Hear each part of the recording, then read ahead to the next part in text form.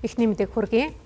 Хэмэл оюун ухаанд суурилсан хяналтын системээр замын хөдөлгөөний зөрчил илрүүлж торгуул ногдуулах зохицуулалт 2026 оны 1-р сарын 1-ээс хэрэгжиж эхэлсэн. За улмаар он гарснаас хойш 4000 жолооч хэмэл оюун ухааны илрүүлэлтээр торгуулсан байна. Харин иргэд жолооч нар шалгагдж байна гэх төлөвийг торгуултаа андуурах тохиолдол нийтлэг гаргавчээ.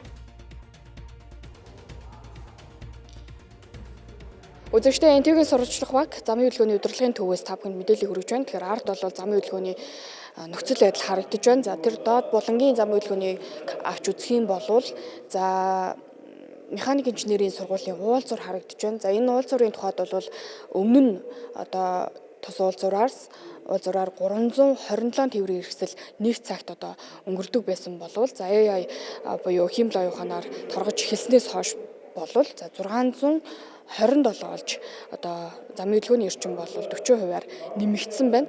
За учир нь хэм бол за давхар буюу голын игнэнээс давхар иргэдэг байсан тохиолдол багасаад за яг одоо буцаж ирэх тээврийн хэрэгслүүд бол игнэндээ буюу игнээ байраа зөв эзэлж яг зүүн одоо игнэнийг эзэлснээс шалтгаалаад за ерөнхийдөө замын хөдөлгөөн бол маш их зэгцтэй болж ирсэн гэдгийг бол албаны хэлж байна.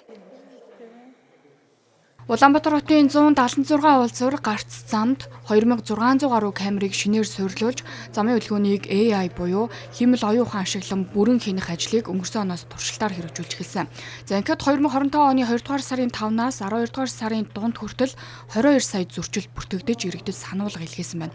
Зарим энэ оноос эхлэн торгуул оногдуулж эхэлснээр бүх нийтийн амралтын өдрөөр дугаарын хязгаарлалт бүртгэх, замын цагдаагийн зохицуулалтыг мөрдсөн ч торгуулах зэрэг алдаа гарч байна гэх иргэдийн гомдол үүссэн. За энэ талаар албаныхнаас тодруулахад шалгагдаж байна гэдэг төлөвийг чинь тэр захин бүрдүүлэлт гэдэг байдлаар камераар үзүүлсэн материалыг эрхүү албан тушаалтан хянан баталгаажуулаад тань зөрчилүүлж өгч байгаа. Энэ дээр л ялгаа гэн. Тэрнийг л хүмүүс ингээд торгуулчлаа гэж яриад байгаа байхгүй. Энэ зүгээр бүртгэгдлээ шалгагдаж байна гэдэг л мессеж яваад байгаа. Тэр өмнөх ирсэн тэр 10 төрлийн одоо сошиалд яваад байгаа зүйлүүд бүгд зөрчил болоогүй гэж хэлж болно. Бид нар бүгдийг шалгаад энэ яг тэр одоо нэг юу гэхэд бол нэг андуурагдсан зүйл нөгөө А үсэг Д үсгийн хооронд ингээд номерын стандарт шаардлага хангахгүй байгаа учраас зөрүүтэй мэдтэл бол яалч явахгүй очсон. Тийм нэг ганцлт тохиолдол болсон байл. Одоогор л тийм ирээгүй байгаа. Сануулга оны өмнө авсан. Гэхдээ одоогор бол нэг мэдгдсэн юм байхгүй л байна. Ах нь яг л дүрмээр яваад ирээгүй шүү дээ. Нэг удаа ирсэн. Тэр нь яг нөгөө цагаан зураасны талаар. Зөвл гэж бодож байгаа. Яг зарим хүмүүс нэг дүрмөөрөө явахгүй тэрнээс болоод бас нэг айгүй төгжрээ нэмэгддэг болохоор.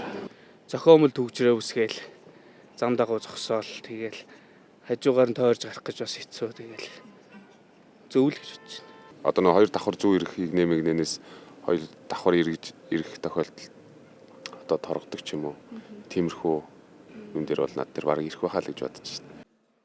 Туршилтыг өнгөрсөн оноос эхлүүлсэн тул 2025 оны 7 дугаар сард хэмэл оюун ухаанаар 4 сая зөрчил бүртгэгдсэн бол 11-р сард 1 сая 800 мянган зөрчил болж сар тутам буурсан байна. За хэрэг бүртгэгдсэн зөрчлийг алдаатай гэж үзвэл тухайн жолоочийн гомдлыг хүлээж авч нотлох баримтын дагуу шийдвэрлэх боломжтой гэлээ. За камерын хяналтын ухаалаг системээр тээврийн хэрэгсэл хурд хэтрүүлэх, гэрэл дохиод зөрчих, нэгдүгээр энийг зорчих, игнээ байр буруу эзлэх, дубуусны будал дээр зогсох, агшин зуурын хурд хэтрүүлэх, дундаж хурд хэтрүүлэх, зогс шугам давах, төр буюу удаан хугацаагаар зогсох, явган хүний зам болон ногоон байгууламж дээр тээврийн хэрэгслийг байршуулах зэрэг 10 зөрчлийг илрүүлж торгуул оногдуулах юм.